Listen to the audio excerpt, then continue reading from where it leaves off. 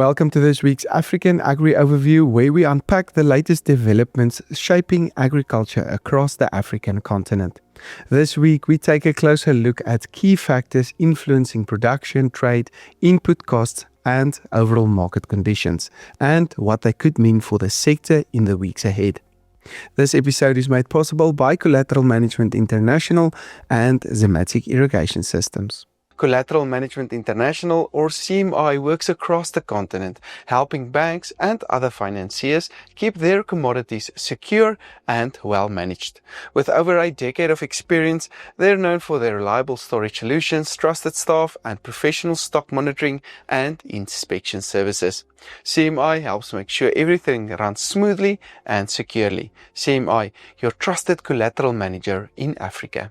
Good day, viewers. This week we look at the regional maize market for East, Southeast and Southern Africa. We will explore the growing 2026-27 regional surplus production expectations against the backdrop of a super El Nino weather phenomenon expected second half of 2026 and at least the early part of 2027. As always, take note, estimates in this podcast are based on information at our disposal, which in many cases are limited. This table indicates our expected white maize import need countries and the export surplus countries for the last 2 years and the forecast for 2026-27, a period running more or less from mid-2026 to mid-2027. The net deficit/surplus for 2025-26 grew from a small deficit the previous year to a 3.5 million ton surplus, i.e. the regional surplus after all import needs were met. The main reason for the growth was healthy crops in South Africa, Zambia and Tanzania. We expect this surplus will increase further during the 2026-27 year to around 5.5 million tons, mainly due to record large crops in both South Africa and Zambia. If our forecast is correct, it will be the biggest surplus in at least the last 10 years. We did adjust our 2026-27 Kenya import need higher. The last 2 weeks, our Kenya contacts started to complain about drier conditions in the North Rift Valley. They have gone 4 to 6 weeks without rain. Indications the early onset of the rainy season caught many farmers off guard. And by the time they eventually planted, rainfall tapered off and these late plantings are worse affected.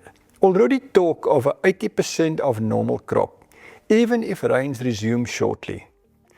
There is concern regarding the quality of stock in Tanzania and Zambia, especially last year's maize and older. Inadequate storage facilities and methods, the main reason for deteriorating quality. We will not be surprised if some stock becomes unusable for both food and feed use. The next question is when and where will this large surplus find a home? Weather forecasters are predicting a super/severe El Nino weather pattern for the second half of 2026 and at least the early part of 2027, which will impact supply and demand during the 2027-28 year. Before we continue, it is important to note weather patterns are unpredictable and can change and therefore can cause forecasters to make mistakes. Southern Africa in the past has occasionally received normal rainfall in El Nino years.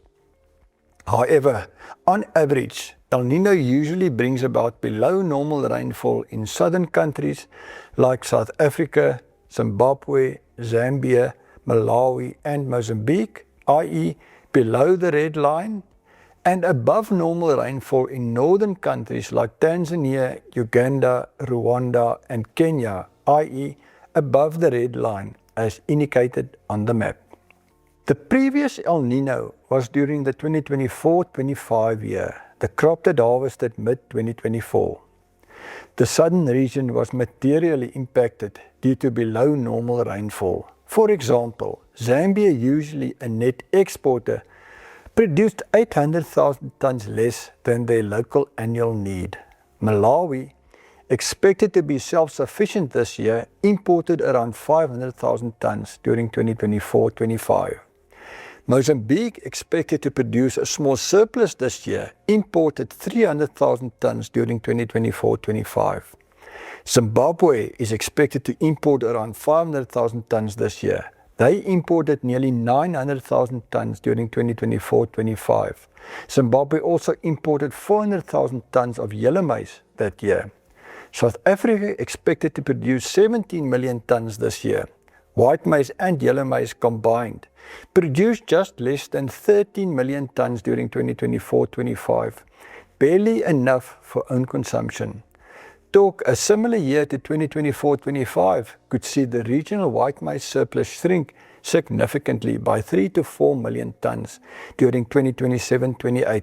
That said, normally Tanzania, Uganda, Rwanda and Kenya receive above normal rainfall in an El Nino year, i.e.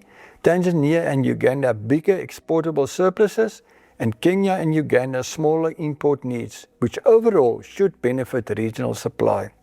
It is rather difficult to try and predict how the potential El Nino can affect the regional maize balance sheet during 2027-28.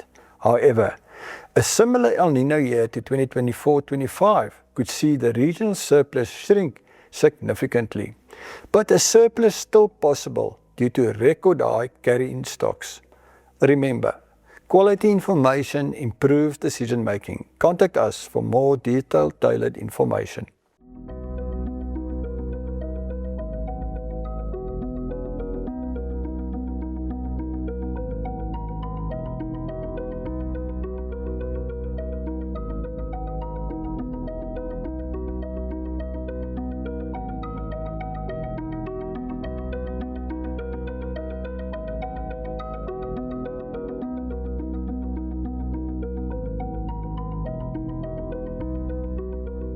For detailed stock numbers, trade projections, and scenario analysis, those are all covered in Commodity Insights Africa's full weekly reports, so make sure to subscribe to them today.